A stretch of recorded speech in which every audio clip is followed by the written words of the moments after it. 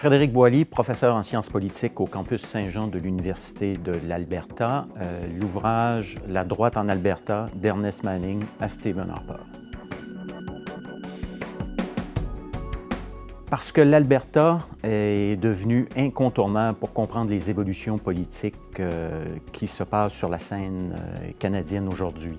L'Alberta, en raison de son économie florissante, articulée autour des sables bitumineux, fait en sorte que politiquement, elle devient une province qui pèse de tout son poids sur les évolutions politiques canadiennes.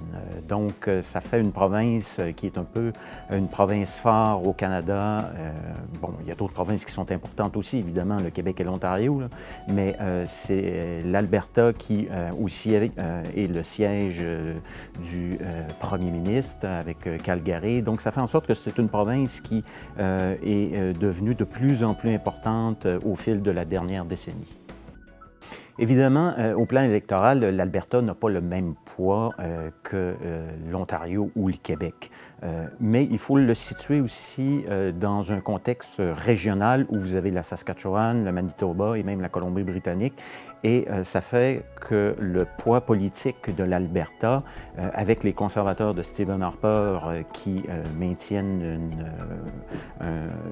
électoralement, sont très forts en Alberta, ça fait en sorte que l'Alberta est devenue cette province qui, non pas mène le Canada, mais oblige le reste du Canada à regarder de ce côté du pays pour comprendre ce qui se passe. On l'a vu par exemple avec le dernier budget du gouvernement conservateur de Stephen Harper, un budget qui a été fait presque sur mesure pour l'Ouest canadien. On peut diviser l'ouvrage en deux parties. La première partie, les 3 premiers chapitres, visent à comprendre la droite politique, mais dans son incarnation provinciale. C'est-à-dire que le premier chapitre, on commence avec une mise en contexte qui revient sur disons, les éléments clés de la culture politique albertaine. Je pense notamment à l'influence américaine, l'influence religieuse, qui est différente des autres provinces. Donc, le fait que beaucoup de fermiers sont venus au tournant du 20e siècle en provenance des États-Unis, ça a donné une coloration particulière à la culture politique albertaine. Donc, dans ce premier chapitre, où on parle aussi du Crédit social de William Aberhart et d'Ernest Manning, on montre ce qu'est la droite dans sa première incarnation, c'est-à-dire la droite avant les années 70. Le deuxième chapitre, là, on passe aux 2 grandes figures de la droite et du Parti conservateur, à la fois Peter Lloyd et Ralph Klein. J'ai intitulé ce chapitre « Les 2 visages du Parti conservateur » parce que même si c'est le même Parti conservateur, il n'en demeure pas moins que Peter Lloyd et Ralph Klein sont passablement différents l'un de l'autre.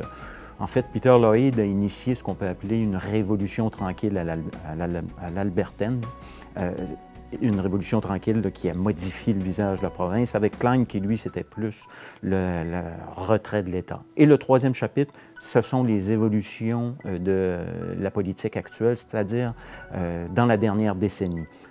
La retraite de Ralph Klein, le passage à Ed Stelmach qui a été difficile et surtout l'arrivée d'une nouvelle première ministre, Alison Redford, et qui est donc venue, elle, donner ce qu'on pourrait appeler un 3e visage au Parti conservateur. Et l'arrivée aussi d'une nouvelle formation politique à l'opposition, le parti de Daniel Smith, le Wild Rose. Dans la deuxième partie d'ouvrage, ce que j'ai voulu faire, c'est examiner un certain nombre de thématiques qui sont relatives à l'Alberta, mais aussi au Québec. Le chapitre 4, notamment, j'ai voulu examiner la perception qu'on avait du Québec en Alberta. Donc, dans la dernière décennie, c'est-à-dire les années 2000, avec l'élection de Jean Charest, la reconnaissance du Québec comme une nation par Stephen Harper et d'autres événements, j'ai voulu montrer que, oui, il y avait du Québec bashing, mais que ce n'était pas seulement du Québec bashing, que parfois il y avait des gens en Alberta aussi, certaines élites politiques qui pouvaient prendre la défense du Québec et entre les deux, je vous dirais, entre ceux qui font du Québec bashing et ceux qui prennent la défense, vous avez tous ceux qui sont indifférents, c'est-à-dire qu'ils regardent les choses mais sans avoir véritablement d'opinion.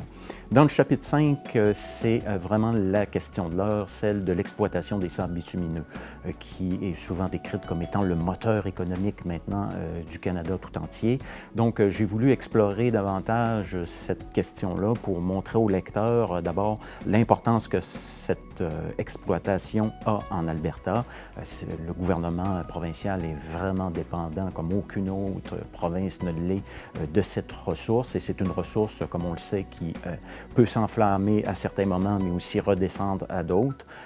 Et donc, c'était d'examiner ces questions-là, hein, parce qu'il faut bien savoir que maintenant, la question des sables bitumineux, c'est une question qui est non seulement canadienne, mais aussi américaine et européenne, et maintenant, avec un nouveau joueur, la Chine. Donc, c'était de voir comment c'était perçu à l'étranger aussi, cette question-là, notamment en matière environnementale, et de voir les réactions des gouvernements, à la fois du gouvernement fédéral, mais aussi du gouvernement provincial, notamment la nouvelle stratégie d'Alison Redford, que j'ai décrite comme étant un multiculturalisme de l'énergie, c'est-à-dire que chacune des provinces doit se spécialiser dans son créneau en particulier. Le Québec, hydroélectricité, l'Alberta, le pétrole, et donc c'est de cette somme-là qu'on aura un Canada qui deviendra, comme l'a dit Stephen Harper, une super puissance énergétique. Et le dernier chapitre, je l'ai réservé pour Stephen Harper parce que M. Harper a une base conservatrice très forte en Alberta et dans l'Ouest en général. Et M. Harper est souvent décrit de manière très idéologique. Or, ce que j'ai voulu montrer dans ce chapitre-là, c'est qu'il y avait eu une certaine évolution quand même. Évolution, c'est-à-dire qu'on pourrait dire, pour schématiser, un premier Stephen Harper qui, lorsqu'il gravite dans les milieux réformistes autour de Preston Manning, est idéologique et très idéologique à ce moment-là. Le retrait de l'État, sabré dans les dépenses publiques, devient son motto. Il prend une pause de la politique active et il revient à l'Alliance canadienne et procède à la fusion entre l'Alliance canadienne et le Parti conservateur. Et là, j'examine dans ce chapitre-là les années au gouvernement. Des années au gouvernement qui, j'essaie de porter un diagnostic sur ces années-là en disant que oui, il va y avoir des changements en profondeur, mais des changements à petits pas, gradualistes. On ne voit pas exactement où ça va mener, mais il est clair que les conservateurs ont une volonté de changer le cours de l'évolution politique canadienne telle qu'elle s'était faite dans les années 60 et 70 sous les gouvernements libéraux. Et même sous Brian Mulroney, il y a certaines choses qui déplaisent aux conservateurs.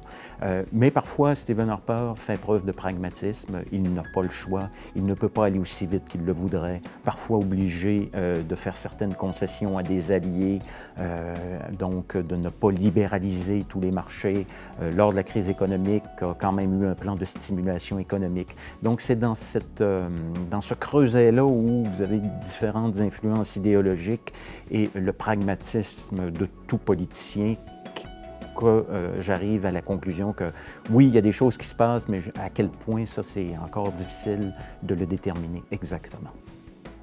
Mon objectif était d'offrir un portrait de cette exploitation qui mette justement en lumière l'importance primordiale de cette exploitation-là, mais aussi des efforts faits par le gouvernement, notamment le gouvernement provincial, pour essayer d'avoir un meilleur bilan environnemental.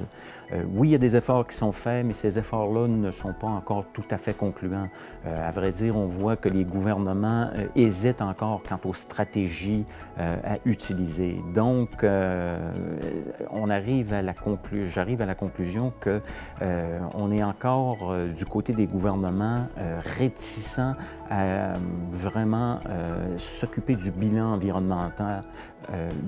environnemental des sables bitumineux. Oui, on fait des choses, mais on a encore des doutes, il y a encore trop d'hésitation. Et la dernière campagne électorale a montré en Alberta que oui, on voulait faire des choses et que lorsque vous avez un parti politique qui va trop loin, comme l'a fait Danielle Smith et le Wild Rose en disant que non, il n'y a pas de problème en matière environnementale, même les Albertains ne sont pas d'accord avec cette idée-là. Donc les Albertains veulent que les gouvernements mettent en place des mesures environnementales tout en poursuivant l'exploitation. Donc c'est un grand défi pour tous les deux ordres de gouvernement. J'en arrive à la conclusion que il n'y a pas de modèle parfait. C'est-à-dire que le modèle québécois a du bon dans le fait qu'il laisse moins de gens à la traîne, c'est-à-dire qu'il va avoir un modèle qui fait en sorte que les gens qui sont les plus démunis vont parvenir à se raccrocher. Tandis que le modèle albertain, sa force, c'est d'offrir des possibilités immenses à beaucoup de gens. Et c'est d'ailleurs pourquoi on voit des gens du Québec, des Maritimes, notamment du Nouveau-Brunswick, mais aussi de Terre-Neuve, aller travailler en Alberta pour y trouver un nouvel avenir. Par contre, le coût de la vie peut être élevé. Il y a aussi un envers au visage économique resplendissant de l'Alberta, c'est celui qu'une surchauffe de l'économie conduit à des problèmes économiques qui, en fait, au milieu des années 2000, ont conduit le Parti conservateur à de graves difficultés. Par exemple, c'est beau d'avoir des sables bitumineux et une création d'emplois très forte, mais à un moment donné, cette création d'emplois-là est tellement forte qu'on ne trouve pas la main-d'œuvre pour arriver à mettre en place les projets qu'on veut faire, ou alors le coût de la main-d'œuvre devenant tellement élevé, ça fait en sorte que le coût de la vie devient lui aussi plus élevé. Donc, il n'y a pas de...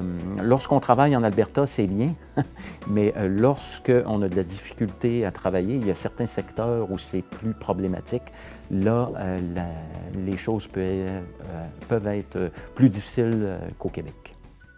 L'ouvrage s'adresse d'abord à tous ceux qui veulent comprendre les évolutions politiques canadiennes actuelles. Parce que, comme je l'ai mentionné, l'Alberta étant devenue une province centrale, on ne peut pas faire l'économie d'une réflexion sur cette province et sur les courants politiques qui se développent depuis une dizaine d'années au sein de cette province-là, sinon qu'à ne pas comprendre ce qui se passe sur la scène politique fédérale. Donc, ça, c'est l'arrière-plan, je vous dirais, théorique. De manière plus précise, c'est un ouvrage qui s'adresse notamment à tous les étudiants en sciences sociales, mais en sciences politiques en particulier, de premier cycle ou de cégep et qui veulent en savoir plus sur cette province albertaine qui attire les regards en raison de sa prospérité économique. Donc, c'est vraiment le public cible que j'ai ciblé en écrivant l'ouvrage. Je pense avoir écrit l'ouvrage dans un langage accessible et clair, sans trop de jargon théorique. Habituellement, c'est une de mes qualités, je dois l'avouer. Et donc, je pense que l'ouvrage est encore réalisé dans cet esprit-là, avec cette même, disons, sensibilité pour faire comprendre cette politique albertaine et qui est aussi une politique canadienne en raison du fait que c'est la droite qui en est le sujet principal, donc que ce soit accessible aux gens qui veulent tout simplement en savoir plus sur le Canada actuel. Je pense que c'est un ouvrage important du point de vue du Québec aussi, parce que le Québec, on le dit beaucoup lors de la dernière élection fédérale, avait perdu un peu de terrain. Et donc, dans ce contexte-là, si les élites politiques québécoises veulent reprendre une certaine place au sein du Canada, ils doivent comprendre ce qui se passe du côté albertain, comprendre les grandes logiques politiques qui se sont développées au fil du temps.